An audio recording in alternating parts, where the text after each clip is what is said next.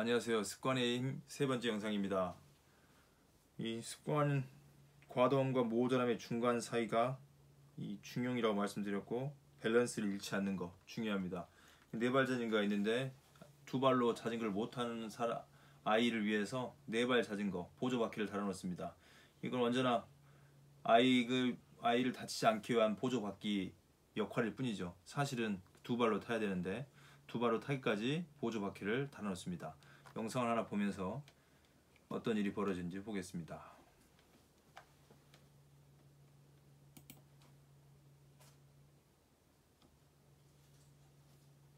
잘 타나요? 차로 가면 안 되는데.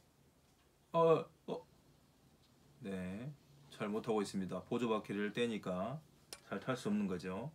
균형을 잘 잡아야 되는데 균형을 잘 못 잡고 있습니다. 이렇게 보조바퀴를 떼고 타니까 어렵습니다.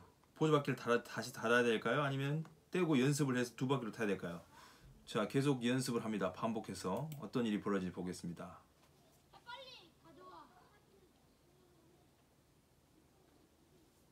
자, 자유자재로 탈 수는 없지만 균형을 잡아야 되는데 잘 안됩니다.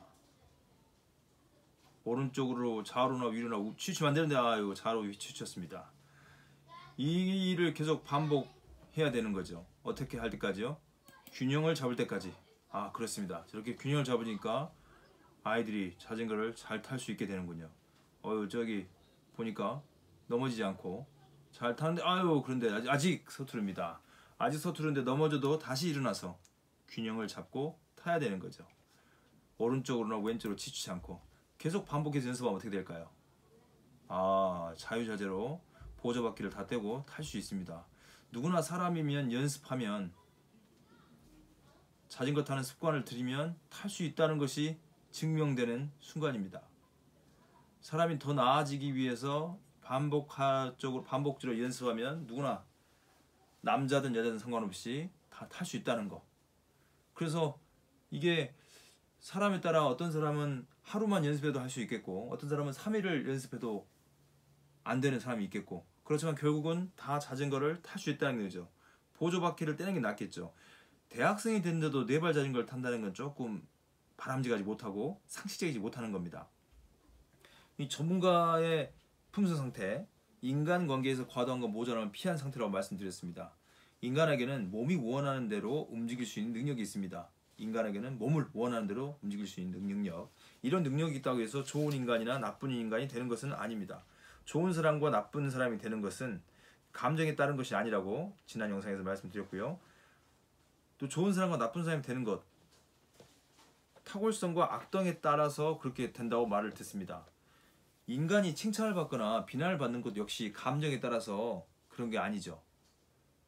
사람의 행동에 따라서 그 사람이 비난을 듣거나 칭찬을 듣습니다. 이렇게 잘 타니까 칭찬해 줄 수 있는 거죠. 잘 탄다. 그리고 노력한 결과 두 발 자전거를 탈 수 있구나 라고 칭찬해 줄 수 있는 거죠. 근데 포기하고 네 발을 계속 타기를 고집부린다거나 아니면 두 발 타는 것을 아예 포기한다거나 그러면 칭찬해 줄 수가 없겠죠. 그래서 굳이 또 비난할 것까지는 아니지만 칭찬 대상은 아닙니다. 저마다 탁월성과 악덕에 따른 그런 말을 듣게 되는 거죠. 사람의 행동의 결과로 훌륭하다, 훌륭하지 못하다는 말을 듣게 되는 겁니다. 아리스토텔레스는 이렇게 중용을 정리해놨습니다. 과도함과 모자람. 도표로 해놓으니까 좋네요. 아주 오래전에 이렇게 생각한 거죠. 지난 영상에서 용기 말씀드렸습니다. 과도한 건 만용, 무모하다고 말할 수 있겠고 부족한 건 비겁이겠죠. 절제도 중용입니다. 절제가 지나친 건, 과도한 건 방종, 그리고 너무 부족한 건 둔감, 낭비. 원래 소비를 해야겠죠. 소비가 가장 좋은 중용이라 할 수 있겠고, 낭비는 너무 지나친 거죠. 인색한 거, 이것도 너무 부족한 거라고 말할 수 있습니다. 친절한 거, 중용입니다. 근데 너무 지나치게 친절한 사람, 아첨꾼이라고 할 수도 있겠죠. 또 뿌르뚱한 거예요. 투명하다고 말할 수 있겠죠. 부족한 사람. 이런 식으로 구분해 놓았습니다. 그러면 중용에 해당하는 안에 들어가는 사람들을 좋은 사람 내지는 탁월한 사람 내지는 칭찬받는 사람이라고 할 수 있겠습니다. 용기 있는 감정이 있다고 해서 용맹한 자가 되는 것은 아닙니다. 왜냐하면 실제로 전쟁터에 나가서 무기를 들 수 있는 능력이 있어야 되기 때문에 그렇습니다. 무기를 들 수 있다고 해서 용사가 되는 것도 아닙니다. 다시 한번 정리하면요. 용기 있는 감정이 있다고 해서 용맹한 자가 되는 것도 아니고 전쟁터에서 무기를 들 수 있는 능력이 있다고 해서 용사가 되는 것도 아닙니다. 마찬가지로 달릴 수 있는 다리가 있다고 해서 탁월한 육상 선수가 되는 것도 아니고 손이 있다고 해서 야구 선수나 농구 선수가 되는 것도 아닙니다. 또 입이 있다고 해서 노래를 부를 수 있는 입이 있다고 해서 유명한 가수가 되는 것도 아닙니다. 유명한 가수나 운동선수가 되는 것은 엄청난 노력 그리고 반복의 결과라고 말할 수 있습니다. 방금 좀 전에 본 것처럼 자전거 타는 거, 어떤 분야에서 균형을 잃지 않고 중간을 달리는 거, 이카로스 날개처럼요. 중간을 계속 가는 거, 지나치거나 모자라지 않는 것이 중요한 거죠. 이런 이유들로 해서 탁월성, 뛰어남, 훌륭함은 감정과 능력이 아니라 품성 상태와 관련되어 있다고 말하는 겁니다. 아리스토텔레스는요. 용기 있는 자는 탁월한 자입니다. 탁월한 자는 합리적인 선택을 하게 되어 있다는 거죠. 버릇이 중요한 겁니다. 3살 버릇 8개 간다. 습관이 그러는 거죠. 어렸을 때 버릇이 어렸을 때 습관이 죽을 때까지 간다 그런 말이죠. 훌륭한 사람은 감정에 따라 행동하지 않고 특정한 품성 상태를 유지하면서 생활하기 때문에 어떠한 이유나 근거 없이 화를 내거나 두려워하지 않습니다. 절제가 과도한 것은 방탕이나 방종이라고 말씀드렸습니다. 과도한 건요. 절제가 모자란 상태는 둔감입니다. 과도함과 모자람을 피한 상태가 절제인 거죠. 방종과 둔감을 피한 상태. 긍지가 과도한 상태는 허영이고 모자란 상태는 비굴이라고 할 수 있습니다. 허영과 비굴의 균형이 긍지라고 말할 수 있는 거죠. 원화함 역시 과도함과 원화함이 과도한 것은 성급함이라고 할 수 있습니다. 원화함이요. 원함이 모자란 상태는 무기력함이라고 말할 수 있겠죠. 성급함과 무기력함의 균형을 이루는 것이 원화함입니다. 모든 태도에서 지나침과 모자람은 악덕에 해당되는 반면 모든 태도에서 지나침과 모자람은 악덕입니다. 아리스토텔레스에 따르면요. 균형 잡힌 행동, 메이커 중에서도 밸런스, 뉴 밸런스가 있지 않습니까? 새로운 균형 잡힌 행동이 곧 중형적 태도가 탁월함이라고 말할 수 있습니다. 탁월해서 뭐 하려냐면요. 탁월성과 악동은 모두 감정과 능력에 속한 것이 아니고 품성 상태, 생활 습관에 있는 거죠. 삶의 태도예요. 모든 탁월성은 그것에 의해 좋은 상태에 있게 마련입니다. 왜 탁월해야 되냐면 좋은 상태에 있게 해주기 때문에 그렇습니다. 예컨대 눈의 탁월성은 눈과 눈의 기능을 좋은 곳으로 만듭니다. 인간의 탁월성은 그것에 의해 훌륭한 인간으로 만들어집니다. 탁월성은 자신의 기능을 잘 수행할 수 있게 만드는 품성 상태라고 말할 수 있습니다. 품성 상태는 우리의 삶의 습관에 의해서 형성됩니다. 습관은 버릇입니다. 버릇은 오랫동안 자꾸 반복하여 몸에 익혀버린 행동이라고 말할 수 있겠죠. 몸의 행동도 있게 되겠지만 말의 언어 사용도 마찬가지입니다. 오래 사용해서 반복하기 때문에 익혀진 행동, 언어이죠. 인간은 원래 본성적으로 선한 자도 정의로운 자도 아닙니다. 선한 행동과 옳은 행동을 통해 인간은 선해지고 정의로워집니다. 오랫동안 자꾸 반복한 삶의 버릇이 습관을 만듭니다. 덕이 있는 인간은 좋은 습관을 형성한 사람이죠. 덕이 있다는 것은 말과 행동이 항상 지나치지도 않고 모자라지도 않는 거죠. 덕은 본성적인 것도 내재적인 것도 아닙니다. 덕이라는 것은 탁월하다는 것은 만들어지는 거죠. 형성되는 거라고 할 수 있습니다. 덕은 스스로 개발해야 하는 일종의 품성 상태라고 말할 수 있습니다. 덕 있는 사람은 균형 잡힌 삶을 모색했기 때문에 존경받아 마땅합니다. 훌륭한 야구선수, 축구선수, 배구선수 등등등등 여러 사람들을 예로 들 수 있겠습니다. 쾌락과 고행 사이의 중도를 모색한 석가모니처럼 아리스토텔레스도 과도함과 모자람을 지향한 중용을 강조했습니다. 아리스토텔레스만 하는 게 아니고 동양의 공자님도 순자님도 중용을 굉장히 중요하게 생각합니다. 그러니까 특별히 서양 철학이라고 해서 중요한 게 아니고요.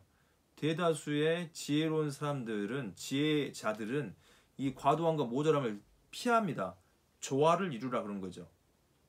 균형을 잃지 말라고 하는 거죠. 아리스토텔레스는 이렇게 체계적으로 니코마코스 윤리학에다가 써놓았습니다.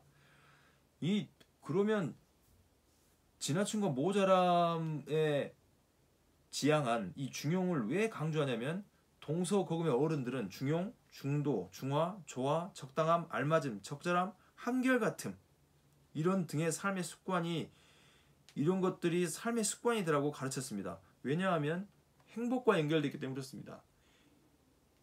지금 습관의 힘인데, 좋은 습관을 갖는다는 것은 자기 자신에게 행복을 가져옵니다. 궁극적인 목적인 거죠.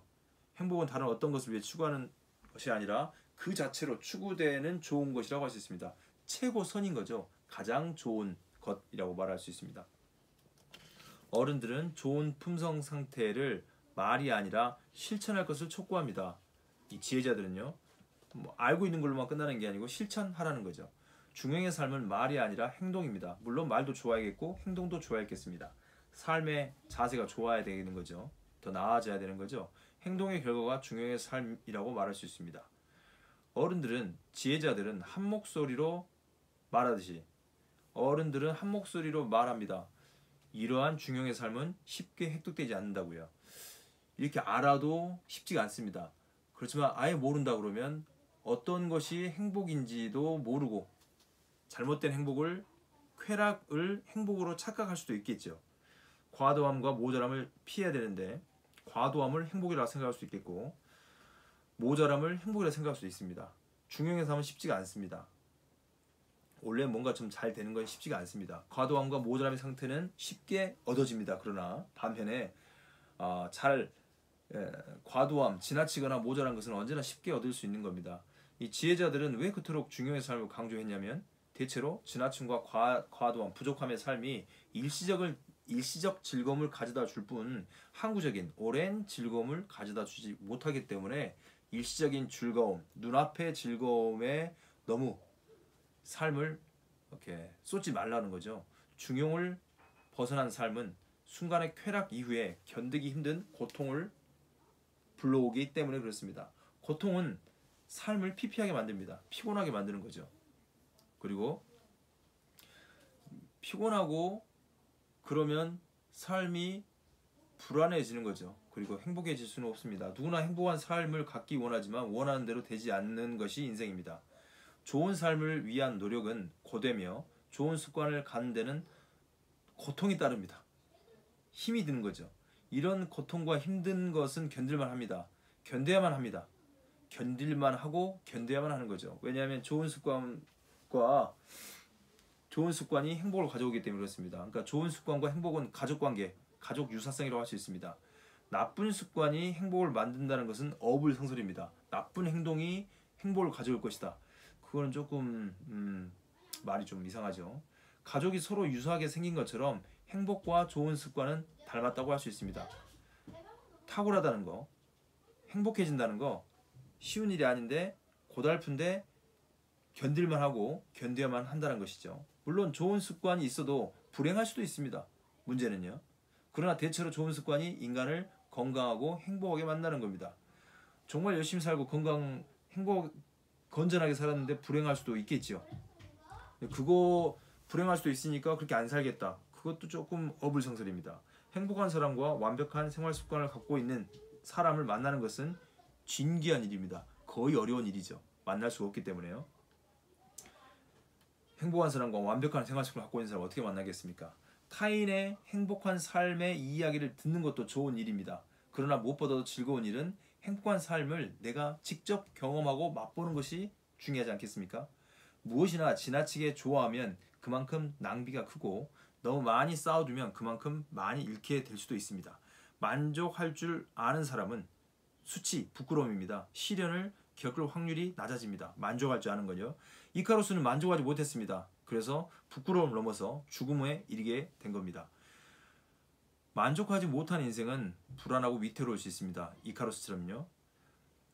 행복은 찾아 헤매서 찾을 수 있는 대상이 아닙니다. 내 삶의 습관의 결과로 경험하는 것입니다. 다시 한번요.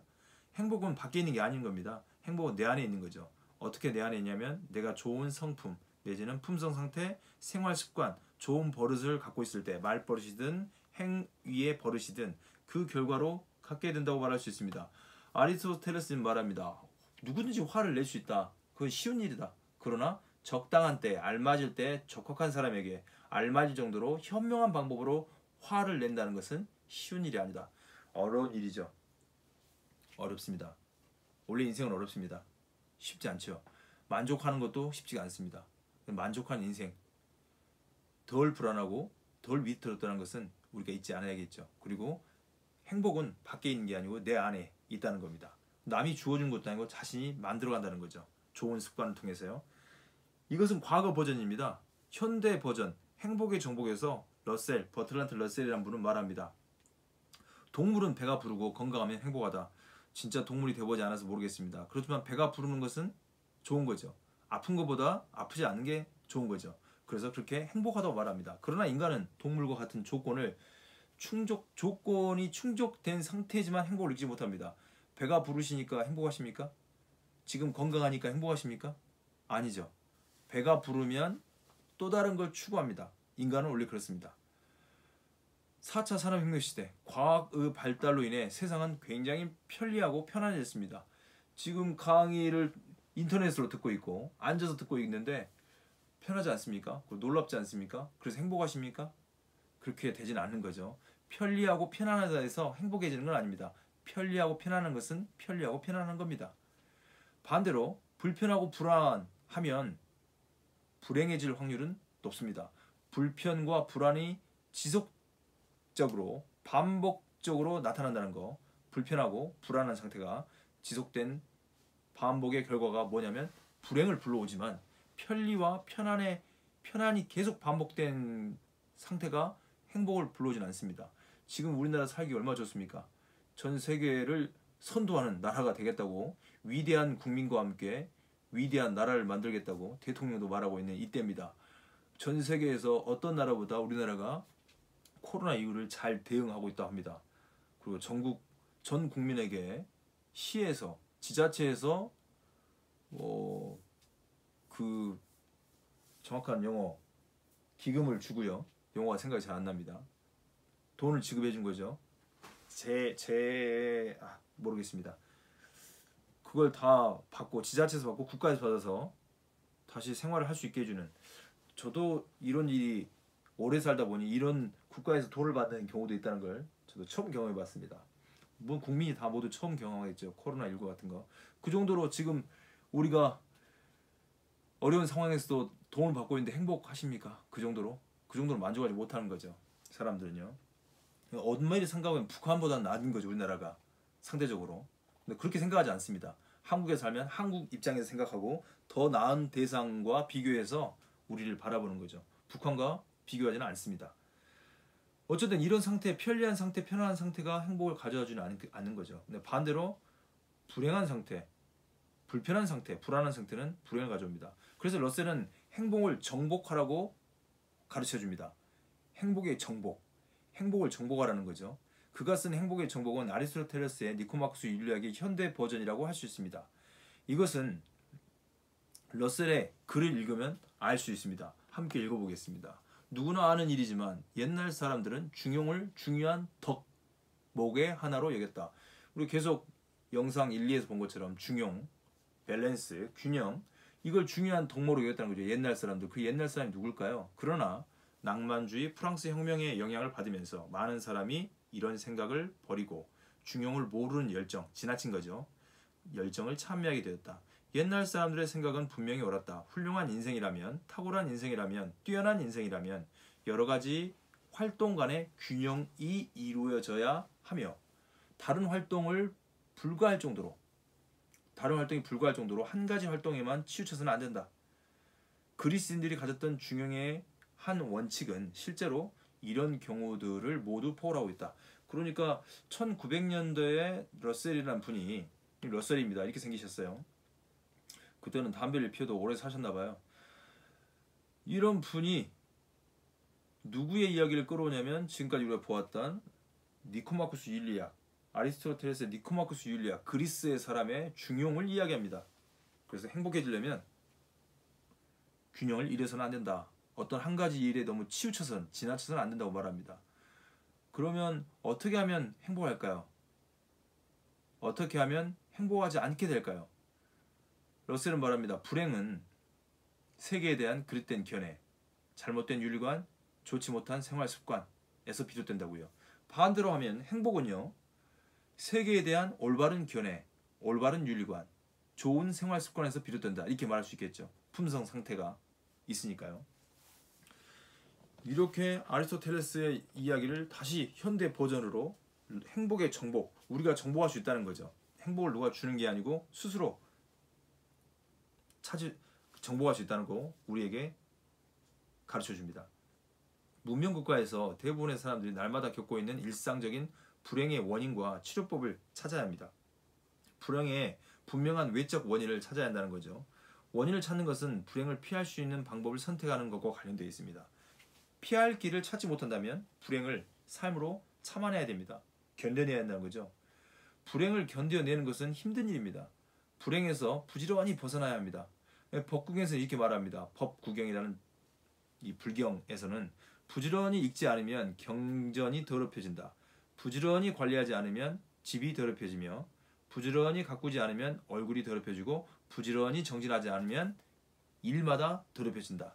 그러니까 부지런히 날마다 한결같이 하라는 거죠. 행복은 만들어지는 겁니다. 스스로 만드는 거죠. 불행은 행복의 요소들이 전혀 없으며 불행은 행복의 요소들이 전혀 없으며 특히 바람직하지 못한 세계관, 삼관이죠. 그릇된 세계관, 잘못된 윤리관, 좋지 못한 생활 습관에서 비롯됩니다.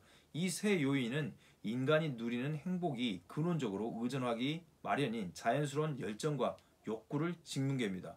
좋지 못한 생활 습관도 마찬가지고요. 잘못된 윤리관, 삐딱하게 세상을 보면 열정이나 욕구가 다 짓뭉개지는 겁니다. 잘못된 세계관, 모든 걸 부정적으로 보는 어떤 관점, 그러면 열정이 일어날 수도 없고 욕구가 생길 수도 없게 되는 거죠. 그러나 이런 불행은 개인의 힘으로 좌우할 수 있습니다. 잘못된 세계관이나 잘못된 윤리관, 그리고 좋지 못한 생활 습관은 누가 바꿔낼 수 있냐면요, 내가 바꿔낼 수 있다는 거죠. 아리스토텔레스도 그렇게 믿었고 법구경을 쓰신 분도 그렇게 믿었고 러셀도 그렇게 믿습니다. 좀 전에 우리 시작할 때 자전거 탄 거 보셨지 않습니까? 자전거를 보조바퀴를 떼고 두 발로 탈 수 있는 거, 인간이라면 누구나 연습하면 할 수 있다는 거죠. 그러나 술이나 여자 혹은 남자, 게임을 지나치게 밝히는 사람은 중용을 모르는 열정의 위험을 분명히 보여주는 사례라고 할 수 있습니다. 술, 여자 혹은 남자, 게임에서 가져야 할 원칙은 너무 분명합니다. 어떤 것에 대한 취미와 욕망은 모두 전체적인 인생의 전체적인 삶의 틀에서 벗어나서 안 됩니다. 취미와 욕망을 통해 행복을 얻으려면 그 취미와 욕망은 건강과 사랑하는 사람에 대한 애정, 사랑이죠. 그리고 사회적 명예를 해치지 않아야 합니다. 이런 한계를 넘어서지 않고도 마음껏 빠져들 수 있는 열정이 있는가 하면 그렇지 않는 열정도 있습니다. 행복은 찾아오는 것이 아니라 만들어지는 것입니다. 행복이나 행복을 이루는 요소 중 하나를 만들거나 증대시키는 것은 인간이 반드시 해야 할 일입니다. 반면 행복을 방해하고 손상시키는 것, 행복에 반하는 것을 만들어내는 일은 해서는 안 됩니다. 불행을 만들어내는 일을 스스로 해서는 안 되겠죠. 행복은 중용, 덕, 좋은 습관이 동반된 삶이라고 할 수 있습니다. 행복의 요소들은 직업, 건강, 자식, 재산, 재능, 교양 있는 친구들, 좋은 평판, 아름다움, 활력, 고귀함 등과 가족관계입니다. 나아가 명예, 명성, 행운도 뒤돌아야 합니다. 요컨대 행복은 건강을 유지하는 것, 자신의 능력을 전체적으로 유지하는 것이 중요합니다. 방금 말씀드렸던 것처럼 능력을 전체적으로 유지하는 것, 뭐 지력이나 말하고 말했겠죠. 요컨대 행복은 건강을 유지하는 것, 체력이라고 할 수 있겠고, 자신의 능력을 전체적으로 유지하는 것은 지력, 그리고 생계 유지에 충분한 소득을 유지하는 것, 재력, 돈이라고 할 수 있겠죠. 처자식에 대한 의무와 같은 가장 기본적인 사회적 의무를 완수하는 것, 인간관계죠. 가족관계와 또 인간관계를 잘해야 되는, 저는 사력이라고 표현합니다. 이런 것을 유지하기 위해서는요, 건강 유지 위해서는 체력과 관련되어 있고, 자기 능력을 유지하는 건 지력, 생각의 능력과 관련되어 있는 거죠. 생계 유지를 위해서는 소득과 관련되어 있는 재력과 연결되어 있고요. 처자식 및 사회적 의무를 완수하는 것은 인력입니다. 정리하면 체력, 신체 근육을 유지하기 위해서는 운동, 평생 체육, 운동을 해야 할 필요가 있겠죠. 지력, 생각의 근육을 유지하기 위해서는 독서, 공부, 지금 같은 인문학을 들을 필요가 있는 거죠. 평생 교육을 받아야겠죠. 운동을 하루만 하고 끝나는 게 아니고 평생, 그리고 공부도 마찬가지겠죠. 경제 생활은 어때야 될까요? 한순간만 경제 생활을 해야 될까요? 아니죠. 평생 해야겠죠. 경제의 근육을 유지하기 위해서는 노동을 해야 되는 겁니다. 평생 경제, 다 평생입니다. 그래서 사력하라. 인력, 인간관계의 근육을 유지하기 위해서는 윤리적 삶, 올바른 말과 행동, 좋은 품성 상태를 갖는 게 중요합니다. 우리는 이것들을 사력, 저는 사력이라고 부릅니다. 체력, 지력, 재력, 인력은 인생이 떠받쳐주고 있는 기둥들이라고 할 수 있습니다. 이 네 가지 기둥 중에 하나라도, 예를 들면 체력이 건강을 잃었다, 모든 걸 잃은 겁니다. 지력을 잃었다, 그 생각이 좀 잘 안 된다, 이것도 문제가 심각하죠. 가장 중요한 건 건강입니다. 그 다음엔 지력, 돈이 없다, 이것도 상당히 이 자본주의 사회에서는 살기 힘듭니다. 건강도 하고 지력도 있고 돈도 있습니다. 근데 혼자 외톨이다, 그러면 이것 좀 문제가 되겠죠. 나 혼자 사는 게 좋아, 그렇게 혼자는 살겠지만 교육에서 혼자 사는 걸 권장하지는 않습니다. 함께 더불어 사는 걸 원하죠. 자기 자신의 행복과 함께 사회도 행복하게 만들어주는 것을 교육의 목적으로 합니다. 평생 인격이 좋아야겠죠. 이 사력, 체력, 지력, 재력, 인력은 인생을 떠받치고 있는 기둥들이라고 말씀드렸고, 이 네 가지 기둥은 책상의 다리와 같아서 하나라도 부실하거나 없다면 인생은 불완전하게 될 것입니다. 여기까지 습관에 힘이었습니다. 생각한 대로 살지 않으면 사는 대로 생각이 됩니다. 실패는 성공의 어머니란 말은 결코 진부한 말이 아닙니다. 중요한 것은 용기입니다. 내가 행복해지고 싶은 용기, 그리고 지금까지 알고 있었던 내용을 실천하는 것, 그게 중요한 겁니다. 말과 행동의 일치라고 말할 수 있습니다. 시를 읽고 마치겠습니다. 다시 박노해. 희망찬 사람은 그 자신이 희망이다. 길을 찾는 사람은 그 자신이 새 길이다. 참 좋은 사람은 그 자신이 이미 좋은 세상이다. 사람 속에 들어있다. 사람에서 시작된다. 다시 사람만이 희망이다. 여기 주어에 다 내 이름, 각자 이름을 넣으시면 되겠습니다. 박노해니까 희망찬 노해는 그 자신이 희망이다. 여러분의 이름을 각자 넣으시면 여러분 자신이 희망입니다. 여러분만이 희망이 있고 그 희망을 가진 사람이 행복해질 수 있습니다. 지금까지 시청해주셔서 감사합니다. 수고하셨습니다.